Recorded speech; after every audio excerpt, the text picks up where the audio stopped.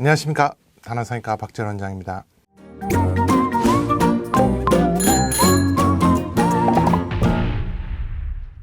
수술적인 치료는 두피 문신하고 모발 이식이 있을 거예요. 모발 이식은 한 방에 가장 큰 효과를 볼 수 있는 수술이죠. 근데 방법이 되게 다양합니다. 절개, 비절개, 무삭발 비절개, 롱웨어 비절개, 혹은 절개 비절개를 같이 하는 콤보 방식, 또는 수염이나 채모를 뽑아서 두피에 탈모가 된 곳에 이식하는 채모 이식도 있습니다. 또 어떤 분은 절개가 안 되는 사람이 있고, 어떤 분은 비절개가 적합한 분이 있고, 어떤 분은 둘 다 좋은 분이 있습니다. 그래서 그런 부분은 저희 병원처럼 절개, 비절개 여러 가지 방법을 자유롭게 다 하는 병원에 오셔서 자기한테 가장 확실한 방법을 들어보고 선택하시는 것이 좋을 것 같습니다. 두피 문신도 요즘에 아주 많이들 하시죠. 적절한 적응증에서 잘 시행하면 매우 큰 효과가 있습니다. 정수리 탈모라든지 빡빡 미는 민머리 스타일을 하시는 경우에 두피 문신은 아주 좋은 선택이 되겠고요. 말 그대로 탈모가 덜 심해 보이게 하는, 그렇게 위장해주는 그런 기법을 얘기합니다. 그래서 대부분은 어떤 거냐면 두피 비침이 덜해 보이게 해줘야 되는 거, 그 다음에 모발이 더 볼륨감 있어 보이는 거, 이 두 가지일 거예요.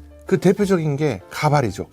가발은 심지어는 탈모가 일어나기 전보다 더 좋아집니다. 20대 때보다 더 좋아지는 경우도 많거든요. 일단 시각적으로. 근데 그게 또 문제가 되기도 해요. 뭐냐면 탈모된 모습을 보지 않은 사람은 가발이 그 사람의 진짜 머리라고 생각을 하는 순간 다시는 벗을 수가 없게 되는 그런 단점이 있어요. 그래서 이제 모발 이식을 한단 말이에요. 그런데 가발이 주는 시각적인 효과에 반도 못 미치는 경우가 많거든요. 그래서 그런 부분에서는 조금 고민이 필요하죠. 근데 또 하나는요, 가발을 쓰신 분들은 아마 그런 기대감이 있을 거예요. 아무도 모르겠지. 근데 저는 뭐 사실 전문가니까 저는 거의 대부분 보면은 알거든요. 그런데 일반 분들도 모르는 경우도 있지만 상당히 보이는 경우가 많다는 거죠. 그리고 가발은 생각보다 돈이 많이 듭니다.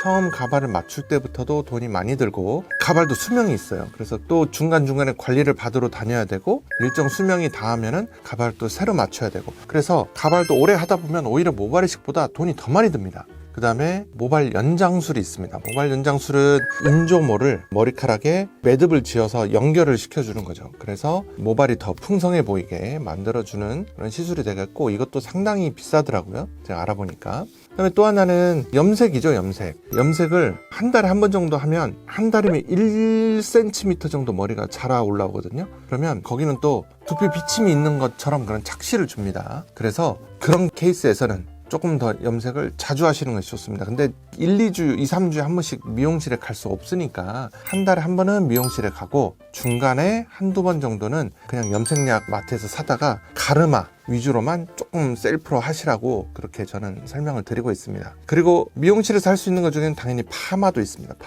탈모가 되면 여기가 푹 가라앉아서 되게 볼륨감이 없이 볼품이 없어 보일 수 있거든요. 그래서 그런 경우에 펌을 해서 볼륨을 이렇게 좀 있어 보이게 해주는 것도 도움이 많이 되고요. 셀프로 그냥 집에서 할 수 있는 드라이나 고데기로 이렇게 볼륨감을 주는 그런 시술 방법도 탈모가 조금 덜해 보이게 하는데 도움이 되겠죠. 그리고 당연히 이제 흑채도 있습니다.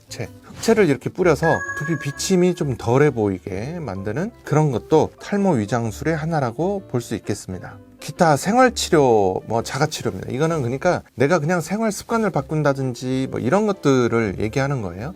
대표적으로 술, 담배가 있겠죠. 그리고 식습관, 편식을 하지 않고 골고루 잘 먹고 스트레스 줄이고요. 그다음에 충분한 시간의 수면, 그리고 미리미리 체중 관리를 잘 해서 다이어트를 하지 않는 것, 이런 것도 중요한 탈모 생활 치료가 되겠고요. 이거는 여기에 들어가는지는 모르겠는데, 혹시 이제 발모벽이 있다거나 변이성 탈모가 있다거나 이런 것도 본인이 머리를 묶는 습관이라든지 머리를 뽑는 그런 습관이 있다면 치료를 해서 그런 부분은 탈모가 오지 않도록 주의하는 것이 좋겠고요. 약을 잘 챙겨 먹는 것도 되게 중요합니다. 오히려 너무 바쁘게 생활하시고 그러다 보면 약 먹는 걸 자꾸 까먹거나 그런 분들이 있어요. 그래서 약을 꼬박꼬박 잘 챙겨 먹는 것, 이런 것도 치료 효과를 높이는 방법이 된다고 말씀드릴 수 있겠습니다. 자, 이렇게 탈모 치료에 어떤 것들이 있는지 5가지 카테고리, 약물 치료, 메디컬 탈모 치료, 수술적 치료, 탈모 위장술, 그 다음에 기타 생활 치료, 이렇게 알아봤는데요. 저희 병원은 약물 치료 많이 하고 있고요. 메디컬 탈모 치료, 주사 치료, 보톡스 치료, 레이저 치료 이런 거 다 하고 있습니다. 그리고 수술적인 치료,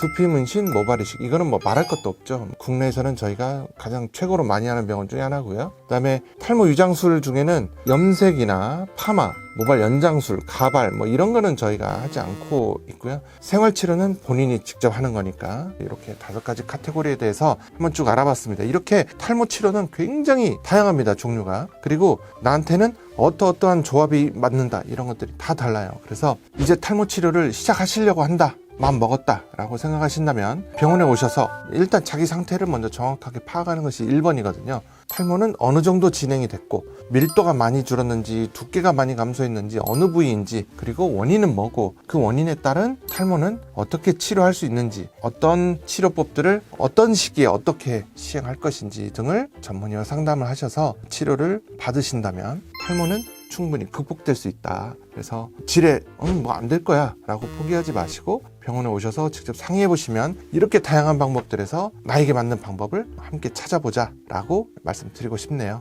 지금까지 다나상의과 박재현이었습니다.